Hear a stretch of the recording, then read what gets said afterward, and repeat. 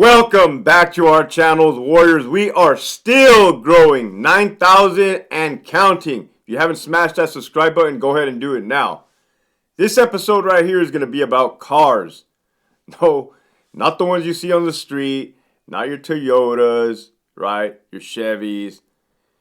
I'm talking about a car inside of a prison system. All right, California Department of Corrections to be more exact. What a car is, and it's kind of funny because inmates have cars on their side of the house, and we have cars on our side of the house. And this is what you guys want to hear, right? Green side, what is it like it on our side? So, before I get to our side, let's talk about inmate cars, right? You got the San Diego car, so groups.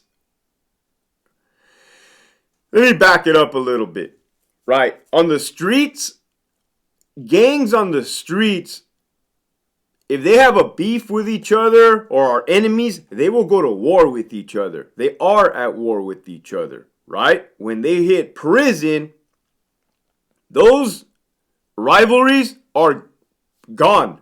Those rivalries are not. You now roll with your race. You now roll under the umbrella, right? Together.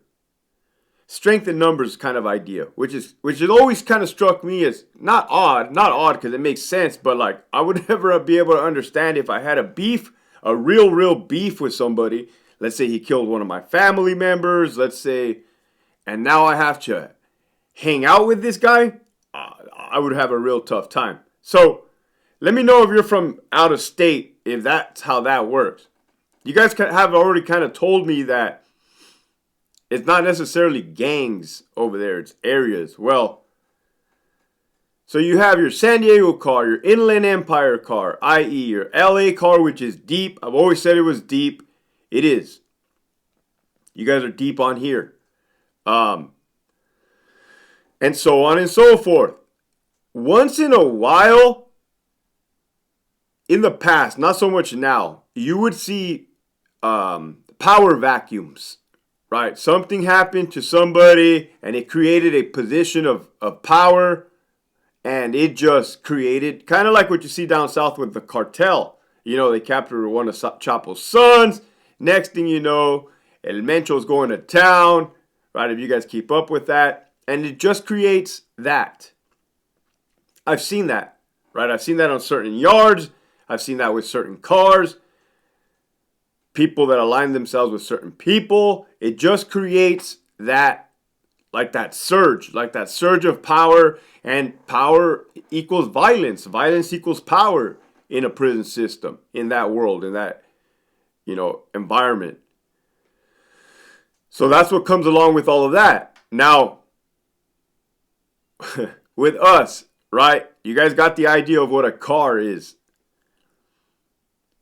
When I first joined the department, right, as a young officer in 2006, I was way too young, way too naive, didn't care, didn't bother me none who was who or what was what. As a matter of fact, we honestly did not even know who our lieutenants were.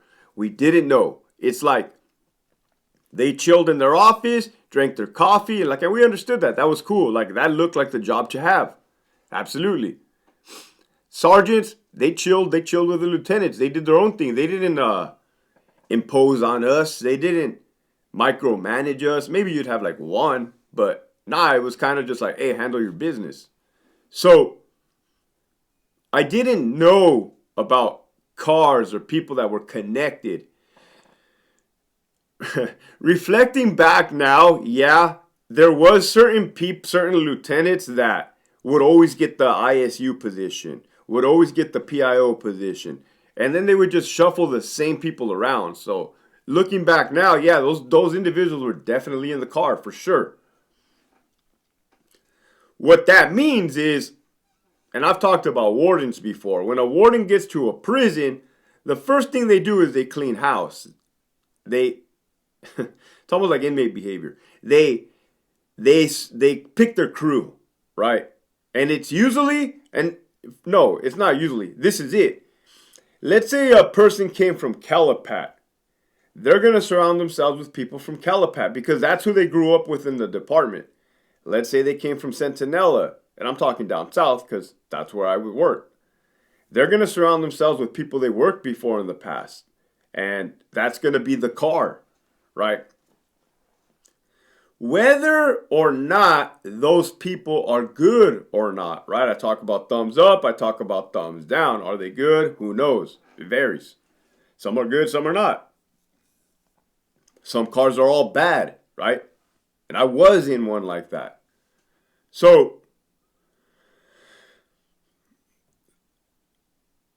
if you're in the car, right, you're kind of in the warden's ear. You're supposed to be in the warden's ear. You're supposed to kind of keep them out of trouble. Like, that's kind of what probably should happen. Does that happen? No.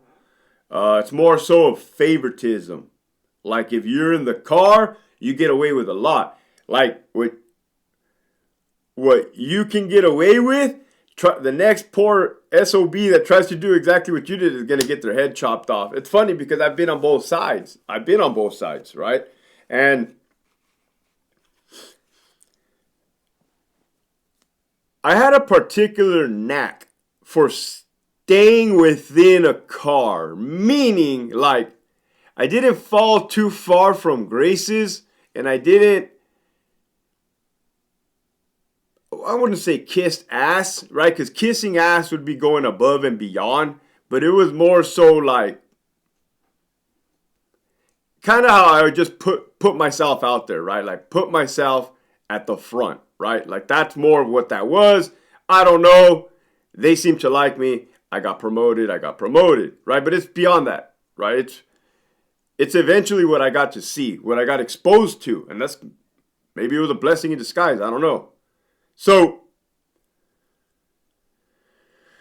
cars, right? Let me tell you about cars. Cars crash. All cars will crash. All cars are going to crash. I'll say it again. For the people in the back, for you young kids that want to jump in a car, all cars are going to crash. 100%. Now, what does that mean? Hector, what does that mean?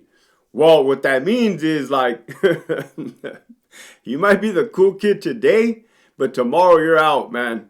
You are out. The car is destroyed. New warden comes in. As a matter of fact, there's a lot of beef.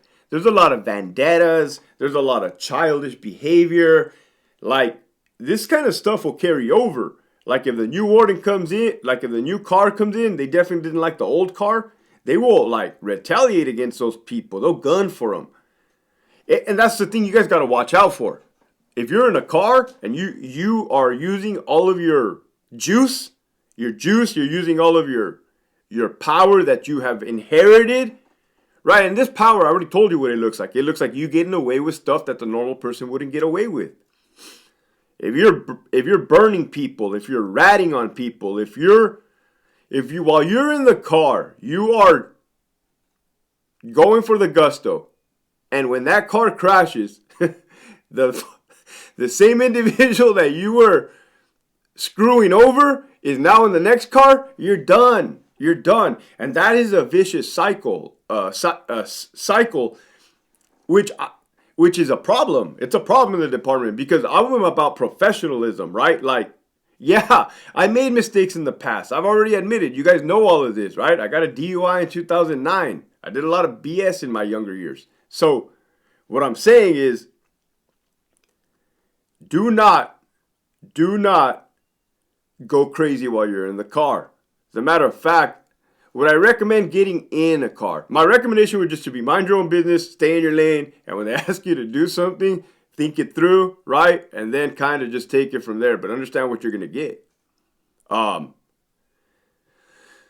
So that's the problem. It's childish. It's not professional. It's not professional because a lot of the motives, especially where I came from, Donovan, is, hey, getting back at the next guy, retaliating back. You were up here, I was down here, now I'm up here, now I'm going to make your life a living hell, right? And it was just constant. Like, what about the inmates?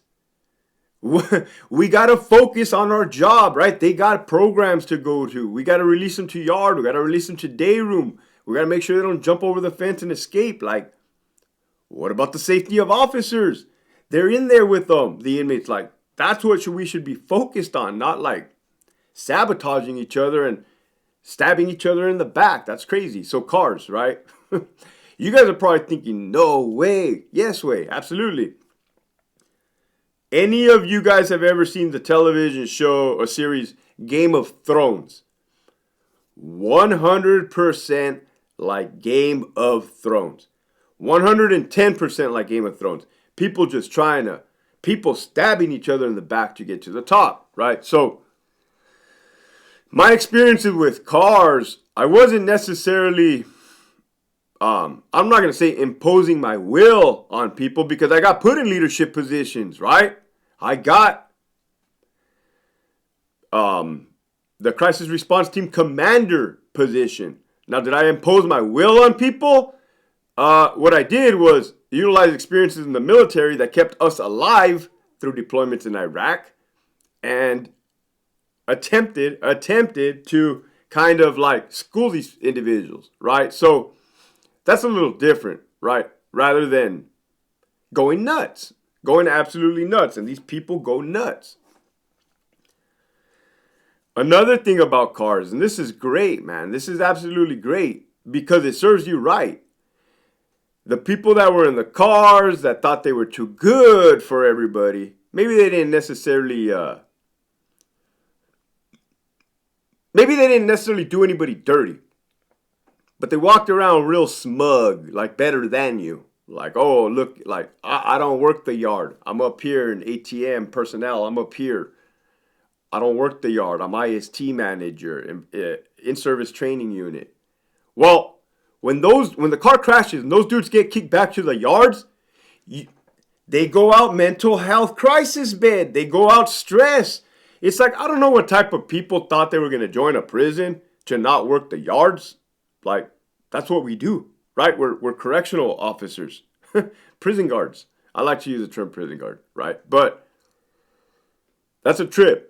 So with that, let me know on your thoughts on cars, other beefs that you've seen with cars, or why it's not a good idea to jump in a car. All right, and that is the message. If you are ever given a little bit of power, do not go nuts. Do not go nuts. It'll bite you in the ass. Keep pushing forward.